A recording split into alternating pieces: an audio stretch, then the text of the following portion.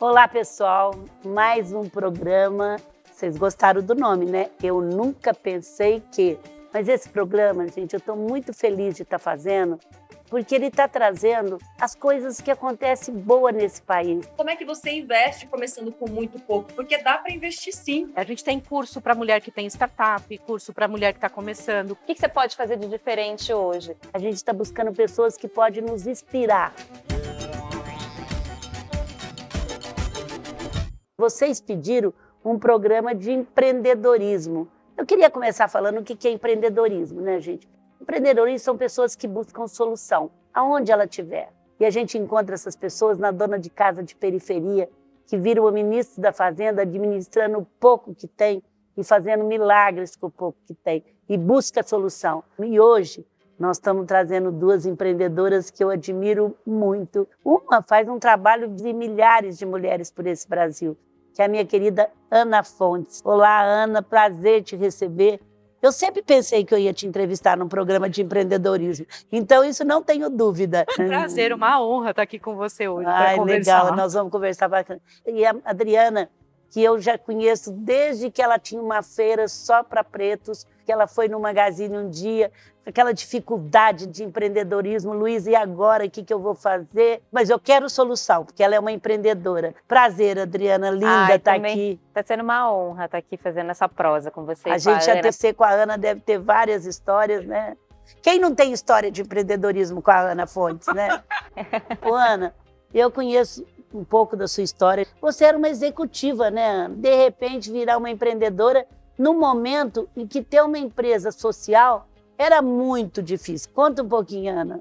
Nossa, Luiz, é muito bacana falar sobre isso, porque assim, eu fui executiva durante 18 anos numa multinacional e eu meio que empreendia dentro dessa multinacional, só que eu não entendia isso como sendo... Porque você buscava solução. Todo mundo falava para mim, nossa, Ana, como é que você consegue juntar tanta gente com pensamento diferente para buscar a solução para uma coisa? Na época, ninguém falava nem de mulher, nem de empreendedorismo. Eu vi outras mulheres como eu também passando as mesmas dificuldades.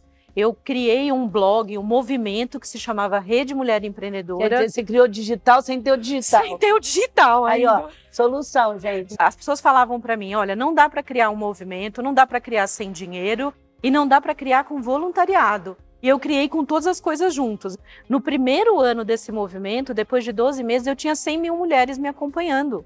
E o mais surpreendente de tudo é que as pessoas falavam, Ana, larga disso, isso aí você está fazendo, mas não vai te dar dinheiro. Como a gente encontra gente que fala que não vai dar certo? É isso. É impressionante. Agora, uma coisa é escutar gente que está querendo nos ajudar, Ana, se fosse você fazia isso. Mas para falar que não vai dar certo, a gente já tem o não, né, Ana? Não, um monte de gente falava, Ana, isso é uma bobagem. As pessoas falavam para mim, volta para o mercado de trabalho, porque você não está ganhando dinheiro. Você e tem hoje duas você tem filhas. uma rede com quantas mulheres? 1 milhão de mulheres empreendedoras. E hoje ela é procurada por Google, por todo mundo, de 2 anos para cá, viu, gente? Não era milagre, não. Para poder investir dinheiro, para poder capacitar essas mulheres, né? É isso. Hoje nós temos 11 anos da Rede Mulher Empreendedora, 1 milhão de mulheres na nossa rede. A rede é um negócio social, tem uma causa, tem um propósito. A gente tem um negócio que pode sim dar lucro, mas que tem um propósito e uma causa específica, que são as mulheres. Esse é o negócio dela, mas ela ajuda qualquer tipo de negócio, não é isso? É exatamente. Então o que faz a Rede Empreendedora? A rede hoje, a gente tem cursos, capacitação, treinamento. Para qualquer tipo de mulher que está empreendendo. Desde a pequenininha até as grandes. Desde aquela que faz um bolo no pote dentro de casa até uma mulher que fatura 5 milhões, 10 milhões por ano. A gente tem programas para cada uma delas. A gente tem curso para mulher que tem startup, curso para mulher que está começando, curso para mulher que já tem um negócio. Quantos cursos você tem hoje? Hoje tem mais de 400 cursos na nossa plataforma. E como é que faz para a gente acessar seus cursos? Acessar na Rede Mulher Empreendedora no site, rme.net.br, e lá ela consegue enxergar quais são as opções que ela tem. A gente tem um grupo de troca com 100 mil mulheres que a gente troca diariamente dúvida, troca ideia, informação. Olha, gente, agora eu quero quebrar uma coisa que a gente foi criada. Olha, homens, me escuta também. Com uma crença limitante que mulher não é amiga de mulher. Não acredite nisso. Mulher é muito amiga de mulher. Vocês não imaginam como, né, Ana? Nossa, muito amiga. Esse grupo Homens de 100 não mil... acreditam nisso que vocês ficam mal. Mas o mais bacana, Luísa, que você está falando é assim, mulher ajuda mulher, a gente faz curso, faz capacitação, faz mentoria. Só o ano passado a gente atendeu 25 mil mulheres só em mentoria. A Ana que selecionou 3 mulheres, que teria milhares de mulheres, mas o programa não pode ser muito longo, ela selecionou 3. Você trouxe a Cássia, a Dilma e a Camila. Mulheres maravilhosas, vocês vão adorar. Nunca pensei que superaria um dos momentos mais difíceis da minha vida, que foi o início da pandemia, quando eu descobri que eu não podia mais receber clientes na minha casa. Eu nunca pensei que, como mulher preta, pudesse ter o meu próprio negócio. Eu nunca pensei que aquele café da Rede Mulher Empreendedora que eu fui lá em 2015 e conheci a Ana Fontes fosse contribuir tanto para eu tirar o meu projeto do papel. Eu não sabia como eu iria sobreviver. Recebi uma proposta de uma ONG para confeccionar máscara.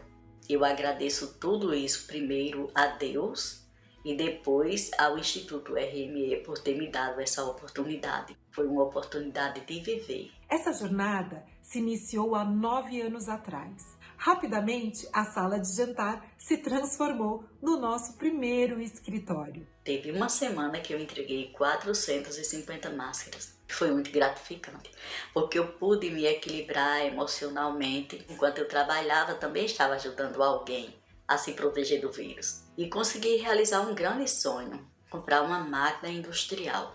Foi a Ana Fontes que me deu o microfone para eu fazer o meu primeiro pitch público. E foi a RME que coorganizou o prêmio Mulheres Tech em Sampa. O que a Celebrar foi vencedora e isso só nos abriu portas. Uma jornada de grandes aprendizados.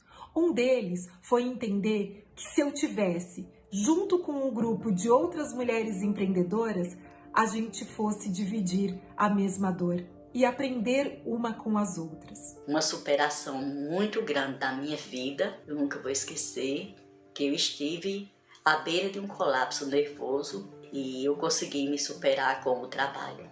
Muito obrigada ao Instituto RME e mais uma vez pela oportunidade de estar contando essa história. Desistir!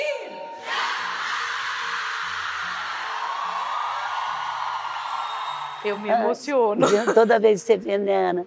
O que vocês sentiram que as 3 têm em comum? Elas têm muita vontade de fazer acontecer, elas olham... Elas querem, né? Elas querem fazer acontecer, elas buscam a solução. Não estou falando que nenhuma teve dificuldade, todas elas tiveram. A Cássia, ela fala de um jeito, porque ela produziu as máscaras. Ela produziu 450... Nós produzimos 11 milhões de máscaras no ano passado, durante 5 meses, e geramos renda para 6.500 Cássias. E é o que ela falou, além de tudo, ajudou as pessoas. É isso que é uma empresa de propósito, ganha, sai da depressão e ainda ajuda as pessoas. É uma pessoa simples, que não tinha nem o que comer quando ficou sem nada e, de repente, se reinventou um apoio. É que eu falei, tem muitos apoios. Adriana, também exigiu muita renúncia das pessoas, né? Porque a gente, quando faz um caminho, tem que renunciar. Você não ganha dos dois lados, né, Adriana? Não. Em algum momento você vai ter que recalcular a rota. Eu acho que o que Ai, elas que legal fizeram... isso dela, recalcular a rota. Você recalcula, você estava numa rota e viu que não deu certo, volta um pouquinho e traça novas. Isso não quer dizer que você vai abdicar, que você vai abandonar, quer dizer que você vai traçar uma nova estratégia para continuar. Adriana, o negro nasceu empreendedor, porque ele teve que lutar com solução o tempo inteiro, né? Como é que foi criar uma feira só para pretos? A gente criou a Feira Preta justamente para dar visibilidade para o potencial, sobretudo de mulheres negras, né? Você fez uma coisa muito antes do seu tempo, né? Foi há 20 anos atrás, a gente completa 20, Nossa, quando não já, era Adriana. pauta, quando ninguém falava da questão racial e de empreendedorismo, essas duas coisas. A gente começou a, de alguma forma, trazer para o centro todo o potencial criativo e inventivo da população negra. Isso há 20 anos atrás, trazendo desde o processo da cultura, da gastronomia até a roupa, as questões do cabelo, a maquiagem. Pensa que para uma maquiagem para pele negra, hoje as grandes empresas, as grandes varejistas hoje têm, né? Mas a gente está falando de um país de mais de 56% de negros autodeclarados, é a segunda maior população negra do mundo. E como não pensar um mercado que atenda às especificidades desse... E quantos anos você tinha? Posso perguntar que você é nova? 20 anos. 20 anos, quando ela começou a feira Bom, parece que ela tem 20 até hoje, né? Não. Mas vocês não envelhecem. Você tinha dinheiro para começar? Não, zero Como que era? real, 0 real. Comecei igual a Ana, 0 real no bolso. Eu tinha muita vontade, muito sonho, assim, muita lábia, de muito sapato para sair percorrendo e convencendo as pessoas. Olha, e se você pudesse apoiar uma feira que pudesse trazer as pessoas pretas para colocar tudo que tem de criativo, para a gente ressignificar esse lugar das pessoas negras. E a gente vem fortalecendo o empreendedorismo negro a partir da identidade. E quando você conta a história e que você dá significado ao produto, é diferente, né, Ana? É muito diferente, porque É. o produto, o serviço é uma coisa, mas quando você conta a história, faz a narrativa, você dá uma alma para aquilo, né? E você se sente conectado com a pessoa. Sim, e você pra vai comprar. formando o público, porque para chegar a 56%, né, dessa segunda maior população foi por um processo de autodeclaração. E o que ajudou foi muito os empreendedores negros também. Falaram assim, nossa, esse cabelo, eu quero esse cabelo, eu quero essa roupa, eu quero Você esse viu? brinco. E essa aqui tem uma mensagem, porque o cabelo dela era isso aqui, ela esticou até 2 anos atrás. Fez a transição capilar. Fiz a Fez a transição, transição, levei tá 3 anos para fazer a transição, não me reconhecia naquela pessoa que alisou o cabelo 30 anos. Olha aí, ela adora, ela faz É. questão de estar com esse cabelo. Bom, assim como a Ana trouxe essas pessoas que nos animaram tanto, a Ana Paula, a Aline e a Ana Cláudia foi o que você trouxe. Vamos escutar o VT delas? Bora. Criativas também, mulheres criativas. Nossa, vamos ver. Sou pedagoga, professora e empreendedora no ramo de acessórios. Eu nunca imaginei que eu poderia atuar nessa área e tornar isso uma renda extra também. Eu nunca pensei que participar da formação da Feira Preta, do Afrolab, mudaria tanto a minha vida. Eu nunca pensei, né, o quanto a Feira Preta impactou a minha vida como consumidora de moda afro e de produtos afro, assim como eu também nunca pensei o quanto a Feira Preta impactou o meu negócio, que é Afro Design. Depois que eu participei da formação, eu apliquei os conhecimentos adquiridos. O meu negócio cresceu 350% em um ano. Então, durante as oficinas, durante os encontros, durante as formações, eu consegui entender um pouquinho melhor sobre o meu negócio, de que modo eu posso me posicionar diante do mercado, como eu posso organizar minhas finanças. Eu investi um capital inicial muito pequeno, em torno de 2 a 3 mil reais, e com esse valor eu criei a primeira linha de produtos da minha marca, coloquei para vender na Feira Preta do ano de 2018, foi uma grande, né, bênção, um grande privilégio, mas também uma grande pressão, eu não vou negar, porque, digamos, comercializar na maior feira, né, de cultura e moda afro da América Latina não é pouca coisa. Esse projeto, ele vai muito além do empreendedorismo, ele olha pra gente de uma forma muito carinhosa. Um dos principais impactos, além do financeiro, que essa formação teve para mim, foi no resgate da autoestima quanto mulher preta empreendedora. Reconhecer que o meu trabalho tem um diferencial e hoje eu sou tratada como autoridade no assunto que é cozinha ancestral africana. Então eu digo que eu nunca pensei, mas hoje em dia eu só penso que a Feira Preta para mim é uma grande, sabe, um grande privilégio. E depois que eu tive o apoio da Feira Preta, eu consegui ampliar, né, a minha visão e me fortalecer, e aí foi só glória, tem sido só glória e muita prosperidade. Sou muito grata a todos os projetos, né, da Feira Preta e continuo crescendo, acompanhando todas as oportunidades que aparecem do projeto para que eu possa continuar ampliando tudo que eu crio aqui no ateliê da Tempero de Cor. Nossa, que lindo, Dri. Todas elas têm em comum muita criatividade. Elas também. são muito criativas. Artistas, hein? Elas são. E tem uma característica na Feira Preta que a gente traz a história, né? Como é que essa história da cultura negra, ela impacta na criação dos produtos e dos serviços. Então, a Aline criou um buffet que ela chama de comida ancestral, né? Ela traz toda a influência do continente africano para a gastronomia. A Ana, do Tempero de Cor, ela usa matérias-primas que bebe na fonte também. Desde as texturas, da matéria-prima, tudo relacionado a uma estética negra, ela traz para sua produção. Bom, e de repente veio o Covid. E você que tinha uma feira só física? Tudo Me curso responde físico. um pouquinho. Tudo físico. Me conta um pouquinho como é que você reinventou. Bom, Olha, gente, a gente vai trazer gente que se reinventou apesar desse momento tão triste. a gente reunia fisicamente 40, 50 mil pessoas. Como é que você transfere isso para o online? Primeiro, acho que é uma questão de predisposição e de uma crença também, que a gente acha que a tecnologia não é pra gente. A tecnologia é pra todo mundo. E as pessoas mais idosas conseguem, gente. Imagina, a gente tá apoiando um grupo de mulheres 50, tem de 50 a 100 anos. A mais velha tem 100 anos, é ceramista, sambadeira, rezadeira e vende as cerâmicas dela, entendeu? Na internet. Dona Dalva, do Recôncavo da Bahia, ela tem um podcast, ela tem 98 anos. É essas coisas que nós queremos trazer. Eu nunca pensei que uma mulher de 98 anos, apesar de acreditar no brasileiro, teria um podcast. Olha que espetáculo. A gente se reinventou, fez todo o processo e a gente, num evento físico, é 50 mil pessoas. No ano passado, a gente bateu 1.700.000 pessoas no digital, gente do mundo inteiro, em 22 dias de conteúdo, né? E colocou mais de 1.000 produtos para venda numa plataforma de venda online. Então, aquilo que a gente fazia fisicamente, a gente levou para o digital. Gente, olha, mas tem uma pessoa do digital que eu sou fã. Vocês também conhecem a Natália Arcuri, que tem seguidores que não acabam mais. Esse dia eu fiz uma live com ela, cresceram meus seguidores, que vocês nunca nem imaginam. Natália, querida, cadê ela? Natália? Oi, linda. Aí, ó. Olá, que prazer. Concertada aqui, só de musas. Olha, um beijo, Drigo, um beijo, Ana, um beijo, Luísa, obrigada pelo convite. Bom, Natália, eu estava falando que você se reinventou antes da pandemia, você já estava moderna, ela já estava no digital fazendo Me Poupe. Eu estou sempre com a Natália, a gente sempre troca, ela ajuda mulheres do Brasil. Natália, conta um pouquinho para nós o que é esse mundo digital, que não é tão difícil, nós estamos falando no Brasil que dá certo. Eu era de um veículo que não era digital, né? Eu vim da TV, era repórter, né, de TV, mas eu percebi que a democratização que a internet estava propondo, ela era o que eu precisava para ser independente e ser livre.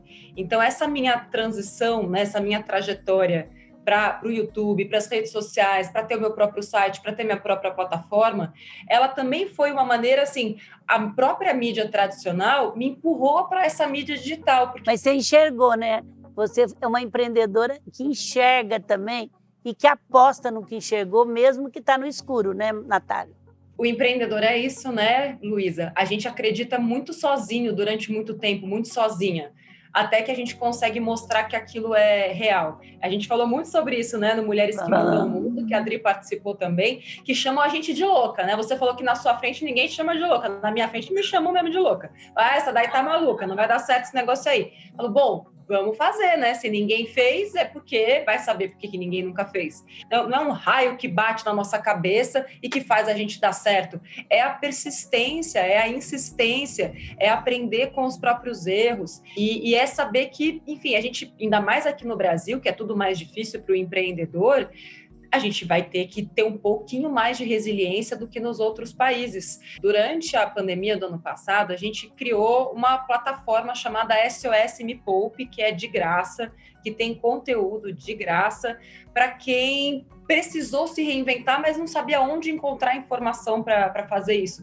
Tem a Rede Mulher Empreendedora, tem a própria Feira Preta, que também se digitalizou, mas quanto mais informação a gente tiver, melhor. Então, a gente criou o SOS Me Poupe, que em um mês já tinha 30 mil negócios cadastrados, lá no ano passado, em abril do ano passado. O próprio Mulheres que Mudam o Mundo também foi para dar uma injeção de ânimo, para mostrar que é difícil para todo mundo, porque é muito difícil empreender no Brasil, mas isso não quer dizer que a gente não consiga. É difícil, mas o Brasil é o país de maior condição de empreender no mundo. Sim, porque onde tem, eu falo, né, onde tem problema, tem oportunidade também, né? Agora, o que eu acredito que é o mais importante dessa nossa conversa é ensinar as pessoas a enxergarem. Infelizmente, não é todo mundo que tem dentro de casa uma educação, não é educação de escola, não, é uma educação que te faz enxergar adiante. É difícil num país tão pobre como o nosso, porque o Brasil não é só desigual, ele é pobre, ele é um país muito pobre, com muita pobreza, e que piorou com a pandemia. E é realmente difícil quando você nasce numa família sem condições, quando você cresce escutando que aquilo é a sua vida, que não tem como mudar, que só quem faz sacanagem enriquece. É difícil você desconstruir tudo isso que colocaram. Seu modelo mental, né? Então é muito importante que a gente cada vez mais ofereça exemplos de que sim, é possível. Só que se você nem conseguir enxergar, dificilmente você vai conseguir realizar. Então, acho que primeiro a gente precisa ter esperança. A minha tia mudou o rumo da família, porque era uma família pobre. Adriana, você nasceu numa família pobre, num lugar pobre, a Ana também. Então, muitos de vocês mudaram o rumo. Você mudou o rumo da sua família de dizer é possível? Tradicionalmente, na minha família, muitas gerações trabalharam como empregadas domésticas e, assim, eu quero honrar todas as mulheres que têm o trabalho doméstico, mas, em alguma medida, eu falei assim, putz, quais são também as outras possibilidades, se eu quiser ter? Como é que eu posso buscar, para além daquilo que foi me apresentado, o que eu posso enxergar? Como é que eu posso sonhar? Então, acho que a primeira coisa que a minha família, a gente tinha uma questão de falta de recurso, mas uma abundância em afeto e carinho e falar, olha, você pode, se você quiser, você pode. Minha mãe nunca colocou você não pode ser o que você quer ser. Mas, geralmente, as mães negras, né, eu tenho estudado um pouco, elas são muito assim, vai e não sinta, porque elas tiveram que reagir desde pequena. A gente teve que reagir, eu fui educada para ação. Eu fui educada para me virar, minha filha vai, pedala, sabe, tipo, pedala Robinho que tinha, era no meu caso assim, minha filha, você não dá tempo de você ficar chorando, enxuga suas lágrimas, levanta e vai se educar, vai estudar, o que você pode fazer de diferente hoje? Isso eu falo para minha filha, a Ana deve também trazer, minha filha tem 8 anos e ela fala, mamãe, eu quero ser presidenta. No outro dia ela quer ser chefe de cozinha. O que você quiser ser, minha filha. Você quer ser presidente? Então tá. Mas como é que você chega lá? Pode, trazer né? os planos. A minha filha menor, ela fala uma coisa, falava, agora fala menos, bem engraçada. Ela falava, mãe, eu quero ser caixa de supermercado. Eu falo, mas por quê, filha? Ela fala, porque eu recebo dinheiro. Todo mundo passa ali. Pode ter certeza que ela vai fazer igual a Natália, mexer com finanças. Olha aí, Natália. Olha lá, nós estamos com a pessoa certa. Natália, hoje você tem o Me Poupe, né? Conta um pouquinho. Que a gente tem uma linguagem simples para explicar coisas que eram muito difíceis. Então, como é que você faz para ter um planejamento financeiro sem precisar ser um expert em matemática, economia e sem precisar fazer planilha? Porque é uma questão comportamental. Quais são os comportamentos que você precisa ter? E eu explico também, Luísa, para as pessoas quais são as pegadinhas que estão por todos os lados, quais são os serviços financeiros que você tem que tomar cuidado, como é difícil e perigoso você tomar alguns tipos de dívidas, como é que você investe começando com muito pouco, porque dá para investir sim, todo mundo pode investir com R$1, já pode comprar ação na bolsa, dá para ser sócio até do Magazine Luiza. Então, por que não? A ação que mais valorizou no mundo, hein? Fazer um pouco de comercial aqui. A gente ensina isso de um jeito simples e divertido. As pessoas falam, nossa, mas é muito difícil falar sobre finanças. Eu falo, é difícil para você, que aprendeu com a pessoa errada. Para mim é fácil e é bom, é libertador. Eu comecei a ensinar as pessoas porque eu percebia como finanças era algo que me libertava, me libertou. Eu pude ser livre porque eu tinha completo domínio sobre o meu dinheiro. Então, como eu vou guardar para mim algo que eu sei que é tão importante para todo mundo, principalmente para as mulheres, sabendo que tem tanta mulher vítima de violência porque é dependente financeiramente. Então, isso tem que ser de todo mundo. Então, é isso que Me Poupe faz. Você sempre traz essa força da jovem brasileira, da mulher que acreditou lá. E o que ela faz, gente, é o startup. É fazer simples. O sofisticado não é a moda hoje. A moda e simples não é simplismo. Ela fala coisa profunda de forma que todo mundo entende. Não é isso, Natália? Assim eu fico até sem jeito. Mas é isso sim, porque eu acho que é necessário. A educação é algo que falta para o Brasil e eu resolvi, assim como todo mundo que está aí, assim como você, fazer algo e não ficar mais esperando. Muito obrigada, Natália, por tudo que você faz por esse Brasil. Beijo. Eu que agradeço. O Brasil te agradece. Obrigada. Beijo, Dri. Obrigada, gente. Beijo, tchau. Eu tenho uma missão comigo nesse programa. A gente traz uma pessoa lá da ponta que está vacinando. Então, vamos escutar uma zona rural, Laranjal do Jari, no Amapá. Essa equipe aqui é muito profissional, foi buscar muito longe. Ela embarcou numa jangada para vacinar pessoas que moram em lugares de difícil acesso. Então, agora vamos conhecer um pouquinho mais esses verdadeiros heróis que eu estou apaixonada e que eu quero trazer muito, porque esse é o Brasil que a gente não conhece. Me chamo Aline Daiane Sá Correia, sou enfermeira, atuo na atenção básica de saúde em Laranjal do Jari e eu nunca pensei que o nosso vídeo fosse causar uma grande repercussão.